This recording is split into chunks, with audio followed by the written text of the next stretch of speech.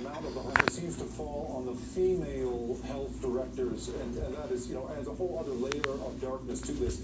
Meanwhile, California, where I am, is seeing an uptick in cases at a time, when this state had been held up as a model for the nation, locking down early, taking precautions.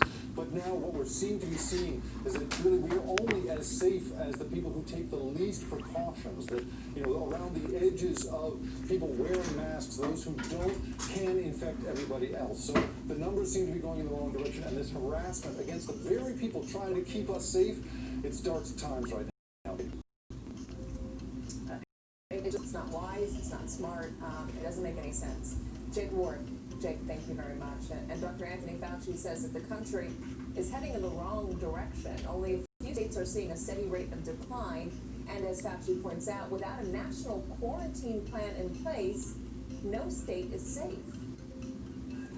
When you have an outbreak in one part of the country, even though in other parts of the country they're doing well, they are vulnerable. I made that point very clearly last week at a press conference. We can't just focus on those areas that are having the surge. It puts the entire country at risk.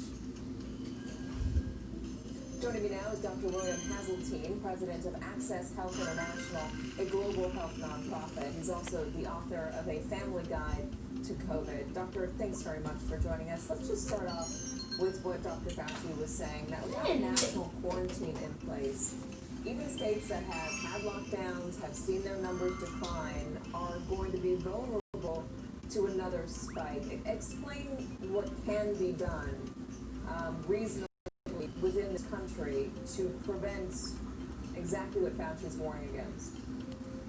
Well, the first thing to say is infection anywhere in the world is a threat to the whole world. We learned that.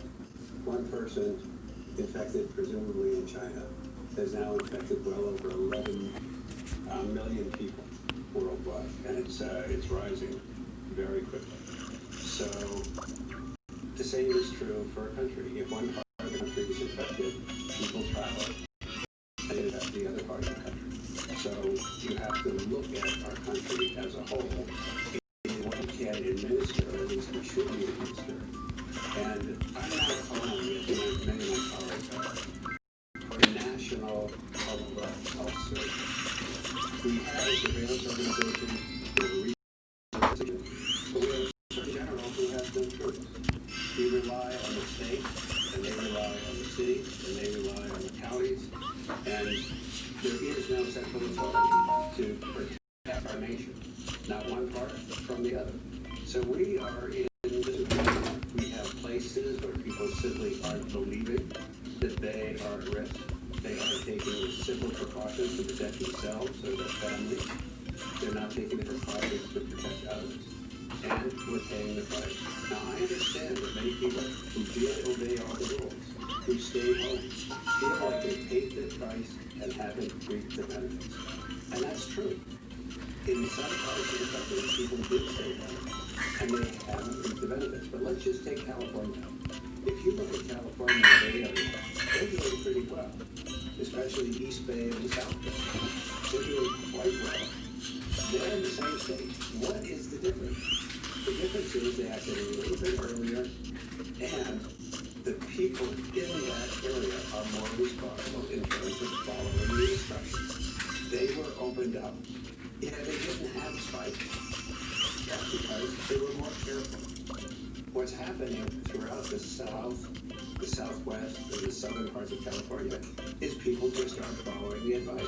People are getting together and they're spreading the virus. So, and it's not just the young people, it's people of all ages. So if you follow the advice, we can open up and control it. If you don't follow the advice, you can't open up and it gets out of control. So that's what's happening now. It's pretty sad. There's a lot of confusion, and a lot of that comes because our leadership at the top has made something like mask wearing a political statement. The president has said, if you're wearing a mask, it can mean that you don't like him. It has become a political statement for a lot of people in this country. The European Union has banned travel by Americans to any country within the European Union. I know banning travel between states or cities here in this country is anathema to what